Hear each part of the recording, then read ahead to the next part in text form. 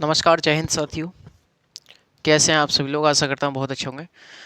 चलिए आ जाइए आज के सेशन में। आज हम लोग बात करने वाले हैं अरस्तु का क्रांति पर विचार। काय पर विचार? अरस्तु का क्रांति पर विचार। तो साथियों, अरस्तु ने क्रांति शब्द का प्रयोग परिवर्तन के अर्थ में बताया है। किसके अर्थ में? परिवर्तन के अर्थ में बताया है। लेकिन वर्तमान में क्रांति शब्द का प्रयोग अमूल चूल परिवर्तन के अर्थ में किया जाता है। अमूल चूल परिवर्तन के अर्थ में किया जाता है। साथ ही लिखिएगा, अरस्तु ने क्रांति शब्द का प्रयोग अरस्तु ने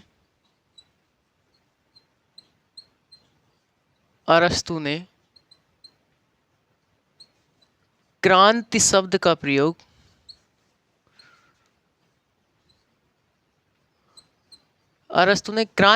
प्रयोग परिवर्तन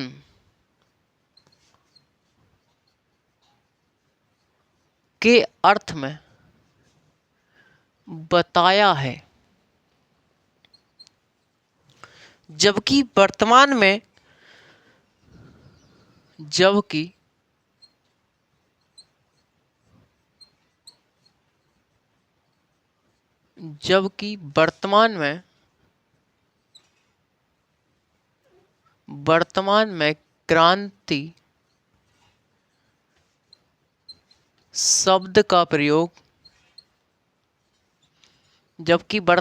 क्रांति शब्द का प्रयोग अमूल चूल परिवर्तन से है। अमूल चूल परिवर्तन से है। तो अरस्तु ने क्रांति शब्द का प्रयोग परिवर्तन के अर्थ में बताया, जबकि वर्तमान में क्रांति शब्द का प्रयोग जो होता है वो एक अमूल चूल परिवर्तन के अर्थ में होता है। अरस्तु ने बताया कि सत्ता में या फिर राज्य में किसी भी प्रकार का परिवर्तन या फिर संविधान में किसी भी प्रकार का परिवर्तन सब कुछ क्रांति कहलाता है। सब कुछ क्रांति कहलाता है। राज्य या संविधान में होने वाला किसी भी प्रकार का परिवर्तन सब क्रांति कहलाएगा। किसने कहा? तो अरस्तु ने कहा। साथियों, अरस्तु कहते हैं कि यदि नई सरकार बनती है, यानी कि नई सरकार के चुनाव के बाद नई सरकार बनाई जाती है, जब नई सरकार का चुनाव होता है उसके बाद यदि सत्ता में परिवर्तन आता है तो वो भी क्या है साथियों? वो भी क्रांति कहलाएगा। तो अरस्तु ने सब कुछ क्रांति बता दिया। क्रांति मतलब परिवर्तन। यदि व्यवस्था में, राज्य में, संविधान में कोई भी किसी प्रकार का परिवर्तन होगा तो वो सब कुछ क्या बता दिया अरस्तु ने वो सब कुछ क्या बता दिया? क्रांति बता दिया। साथियों, परिवर्तन ही क्रांति है। लेकिन वर्तमान में क्रांति शब्द का जो प्रयोग है वो अमूल चूल परिवर्तन के अर्थ में प्रयोग किया जाता है। व्यवस्था में आमूल चूल परिवर्तन हो जाना, यानी कि एक प्रकार से व्यवस्था ही पूरी तरीका से चेंज हो जाना। एक प्रकार से व्यवस्था में परिवर्तन हो जाना पूरी तरीका से। ये साथियों 1857 क्रांति के बाद भारत में पूरी तरीका से व्यवस्था बदल गई, है ना। संविधान लागू होने के बाद भारत में पूरी तरीका से व्यवस्था बदल गई। तो क्या हो गई? व्यवस्था में आमूल चूल परिवर्तन हो गया। तो वर्तमान में क्रांति का जो रूप है वो आमूल चूल परिवर्तन के अर्थ में बताया जाता है, क्रांति का रूप। समझ पा रहे होंगे साथियों मेरी बात आप लोग? ऐसे ही मान चलिए कि मैं एक आपको उदाहरण दे दूं। मान चलो आप पीसीएस का आपने प्री दे दिया, प्री में सिलेक्शन हुआ, मेंस में आपका हो गया, उसके बाद आप इंटरव्यू दे करके आए। जब तक आप इंटरव्यू दे करके आए हैं तब तक क्या है? आप एक आम आदमी हैं, आप एक सामान्य से व्यक्ति हैं। लेकिन जैसे ही आपका इंटरव्यू क्लियर हुआ, जैसे ही आपका लिस्ट में नाम आया, आप बन गए, मान चलो भैया एक डीएम बन गए, आप लोग डिस्ट्रिक्ट मजिस्ट्रेट बन गए। आप जब आप जिलाधिकारी बने तो आप क्या हो गया? आपकी जो व्यवस्था है, आपका जो जीवन शैली है, उसमें पूरी तरीका से एक परिवर्तन आ जाएगा, पूरी तरीका से एक अमूल चूल परिवर्तन आ जाएगा साथियों। तो अरस्तु ने क्रांति शब्द का प्रयोग परिवर्तन के अर्थ में बताया है, जबकि वर्तमान में क्रांति शब्द का प्रयोग अमूल चूल परिवर्तन के अर्थ में है। क्या है? वर्तमान में क्रांति शब्द का प्रयोग अमूल चूल परिवर्तन के रूप में माना जाता है। क्या अर्थ में माना जाता है? सन 1649 ईस्वी में इंग्लैंड की खूनी क्रांति विश्व की पहली क्रांति थी साथियों। सन 1649 ईस्वी में इंग्लैंड की खूनी क्रांति विश्व की पहली क्रांति थी। इससे पहले क्रांति नाम का कोई अस्तित्व नहीं था, इससे पहले कोई भी क्रांति प्रचलित नहीं थी। चलिए साथियों, तो हम लिखते हैं सन 1649 ईस्वी की इंग्लैंड की खूनी क्रांति, इंग्लैंड की खूनी क्रांति विश्व की, कहाँ की भैया, विश्व की पहली क्रांति थी। विश्व की पहली क्रांति थी। विश्व की क्या थी, पहली क्रांति थी साथियों। इंग्लैंड की 1649 की जो खूनी क्रांति थी वो कैसी थी, वो विश्व की पहली क्रांति थी। इससे पहले क्रांति का, इससे पहले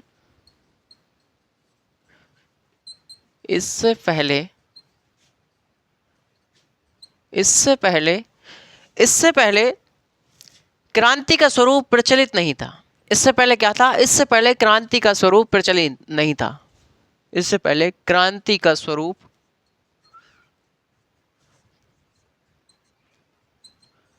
प्रचलित नहीं था।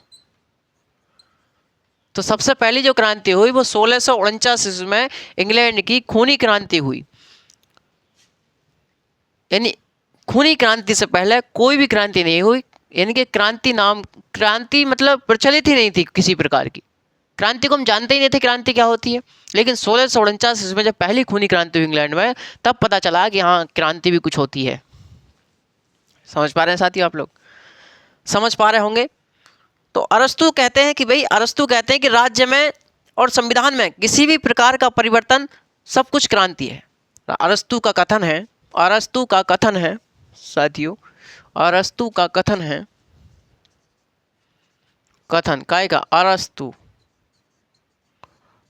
अरस्तु का कथन है कि राज्य या संविधान में किसी भी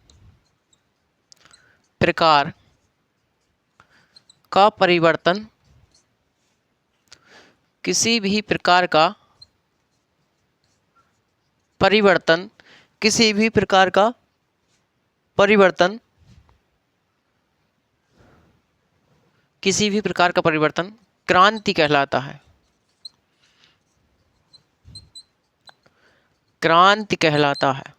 तो क्या कहा अरस्तु ने कहा कि राज्य या संविधान में होने वाला प्रत्येक प्रकार का परिवर्तन क्या कहलाएगा, क्रांति कहलाएगा। क्या कहलाएगा साथियों, तो क्रांति कहलाएगा। किसने कहा, तो अरस्तु ने कहा। अरस्तु के अनुसार यदि चुनाव के बाद सत्ता में परिवर्तन होता है, सत्ता में बदलाव होता है, यानी सरकार नहीं बनती है, तो वह भी क्रांति का रूप ले लेती है, वह ही क्रांति की श्रेणी में आता है। तो कहा अरस्तु के अनुसार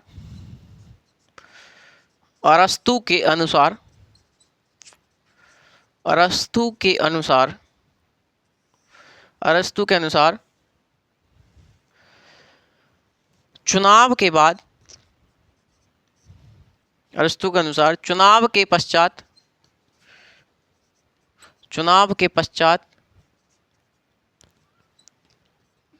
सत्ता में बदलाव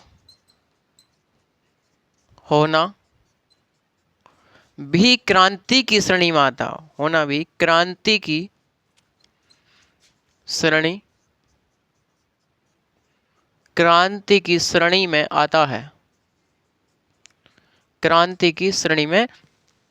आता है। अरस्तु के समय में यूनान में प्रत्यक्ष लोकतंत्र की सरकार थी, और ये जो सरकार थी ये समय समय पर बदलती रहती थी। प्रत्यक्ष लोकतंत्र की सरकार समय समय पर बदलती रहती थी। अरस्तु के समय में अरस्तु की चिंता थी, आप सभी जानते कि अरस्तु की चिंता थी कि भाई जो स्थायित्व वाली सरकार है, जो स्थायी सरकार है, उसका गठन कैसे किया जाए। मैंने आपको बताया कि अरस्तु ने माना है कि किसी सत्ता में या फिर राज्य में या संविधान में किसी प्रकार का परिवर्तन सब कुछ क्रांति कहलाएगा, सब कुछ क्रांति कहलाएगा। तो अरस्तु के समय में वहाँ की जो सरकार थी, एथेंस की जो सरकार थी, वो वहाँ की सत्ता में या फिर कुछ सरकार में परिवर्तन होता ही रहता था। वहाँ की सरकार में परिवर्तन होता रहता था, कभी किसी की सरकार तो कभी किसी की सरकार। आप जानते हैं प्रत्यक्ष लोकतंत्र की सरकार थी वहाँ पर, तो सत्ता में वहाँ पर परिवर्तन होता रहता था। अरस्तु के मन में गहरी चिंता थी, अरस्तु के मन में गहरी चिंता थी कि भाई यहाँ पर स्थायित्व वाली सरकार का गठन कैसे किया जाए, यानी एक स्थायी सरकार गठन कैसे किया जाए। अरस्तु ने कहा कि अलग अलग शासन प्रणालियों में क्रांति के अलग अलग स्वरूप पाए जाते हैं। अरस्तु ने कहा कि अलग अलग शासन प्रणालियों में क्रांति के अलग अलग स्वरूप पाए जाते हैं, लेकिन कुछ क्रांति के गुण या स्वरूप समान होते हैं। कुछ क्रांति के गुण या स्वरूप क्या होते हैं, समान होते हैं सभी शासन प्रणालियों में, जो क्या है, जो निम्नलिखित है। तो अरस्तु के समय में यूनान में कैसी राज्य की कैसी सरकार थी? तो अरस्तु के समय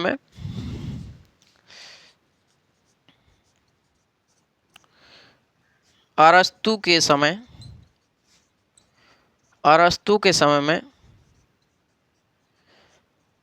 यूनान में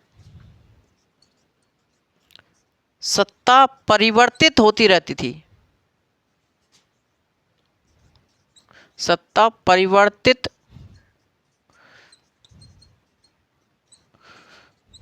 होती रहती थी। अरस्तु को यह चिंता थी, अरस्तु को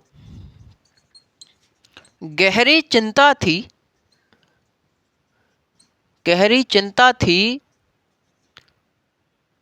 कि यूनान में एक स्थायी सरकार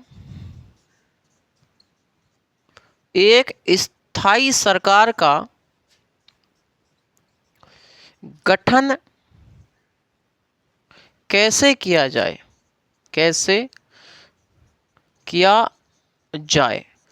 तो अरस्तु के समय में यूनान में सत्ता क्या होती थी, परिवर्तित होती रहती थी। अरस्तु को चिंता थी कि भाई यहाँ पर जो स्थायी सरकार कैसे गठन किया जाए, स्थायित्व वाली सरकार कैसे गठन किया जाए। अरस्तु ने कहा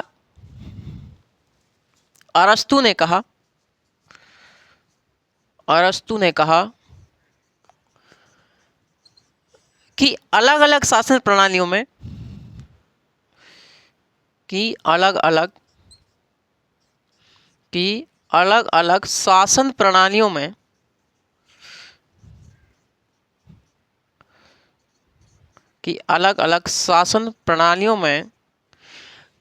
अलग अलग शासन प्रणालियों में क्रांति के अलग अलग स्वरूप होते हैं। क्रांति के अलग अलग स्वरूप होते हैं। अलग अलग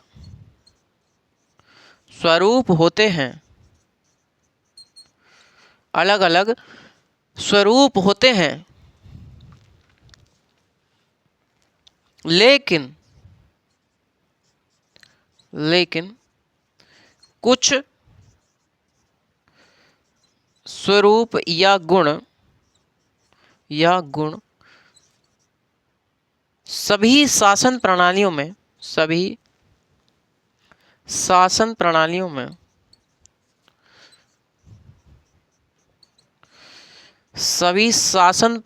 में एक समान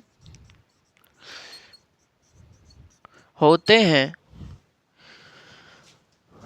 जो निम्नवत हैं, जो क्या है, जो निम्नलिखित हैं। तो साथियों, मैंने आपको बताया कि अरस्तु ने कहा कि अलग अलग शासन प्रणालियों में क्रांति के अपने अलग अलग स्वरूप होते हैं। किसी शासन प्रणाली में क्रांति कैसे होगी, किसी शासन प्रणाली में क्रांति कैसे ही मानी जाएगी, लेकिन सभी शासन प्रणालियों में क्रांति के कुछ स्वरूप क्या होते हैं, एक समान होते हैं, जो सामान्यतः होते ही होते हैं। सभी शासन प्रणालियों में क्रांति के गुण या क्रांति के स्वरूप। तो अरस्तु ने बताया कि सभी शासन प्रणालियों में क्रांतियों के कुछ समान गुण होते हैं, समान स्वरूप होते हैं, जो क्या है, जो निम्नलिखित हैं। जैसे अरस्तु ने बताया जैसे विषमता एवं अन्याय, विषमता एवं अन्याय। जैसे साथियों विषमता एवं अन्याय,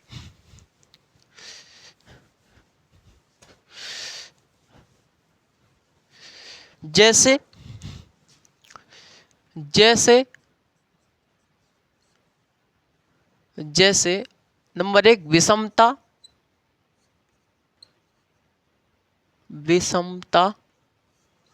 एवं अन्याय, विषमता एवं अन्याय।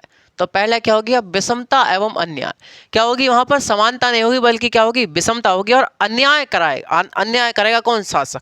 शासक यदि अन्याय करे, विषमता हो, तो क्या हो सकती है, वहां पर क्रांति जन्म ले सकती है। दूसरा इन्होंने बताया शासन का उद्दंड एवं भ्रष्ट होना, शासक का उद्दंड एवं भ्रष्ट होना। शासक यदि गलत है, शासक का व्यवहार सही नहीं है और वह क्या है, भ्रष्टाचारी सरकार चला रहा है, तब भी क्रांति का जन्म हो सकता है, तब भी क्या हो सकती है, क्रांति हो सकती है। शासक का निरंकुश एवं भ्रष्टाचारी होना, शासक का निरंकुश एवं भ्रष्टाचारी होना, शासक का निरंकुश एवं भ्रष्टाचारी होना, एवं निरंकुश एवं भ्रष्टाचारी होना। तो शासक का निरंकुश एवं भ्रष्टाचारी होना। विदेशियों की राज्य में संख्या बढ़ जाना, विदेशियों की राज्य में वृद्धि होना। नंबर 4 विदेशियों की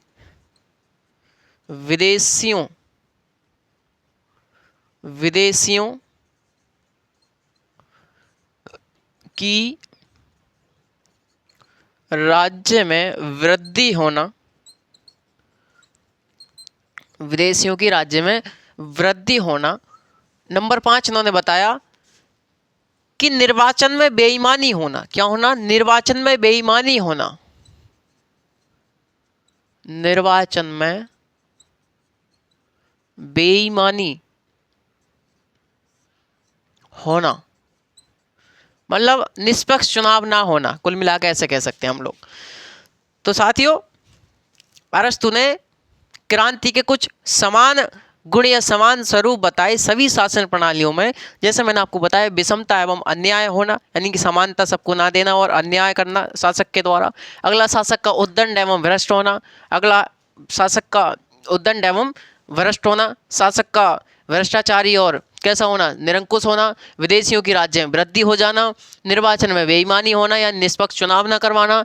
ये सभी क्या हैं, ये सभी हमारे इस क्रांति को जन्म देने वाले कारण हो सकते हैं साथियों, किसी भी शासन प्रणाली में। मैं आपको बता दूं तो अरस्तु कहते हैं कि ये सभी जो कारण हैं, ये सभी जो कारण बताए मैंने, अरस्तु कहते हैं कि इन सभी कारणों को नष्ट करके, यानी कि इन सभी कारणों का निवारण करके एक स्थायी सरकार का गठन किया जा सकता है। अरस्तु कहते हैं कि इन सभी कारणों का निवारण करके, ये जो सभी कारण हैं, इन सभी कारणों का क्या करके, निवारण करके, क्या करके, निवारण करके या फिर इनको समाप्त करके, क्या करके भैया, इनको समाप्त करके एक स्थायी सरकार का गठन किया जा सकता है। स्थायी सरकार का क्या किया जा सकता है, गठन किया जा सकता है। कौन कहते हैं, हमारे अरस्तु साहब कहते हैं। तो अरस्तु कह रहे हैं हमारे। तो साथियों हमने देखा कि अरस्तु का क्रांति पर क्या विचार था।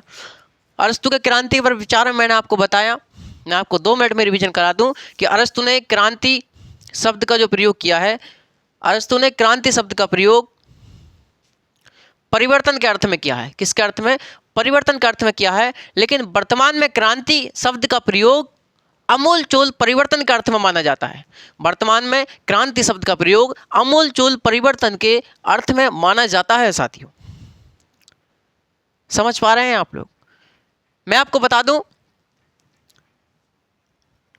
कि 1649 ईस्वी में खूनी क्रांति विश्व की पहली क्रांति मानी जाती है। इससे पहले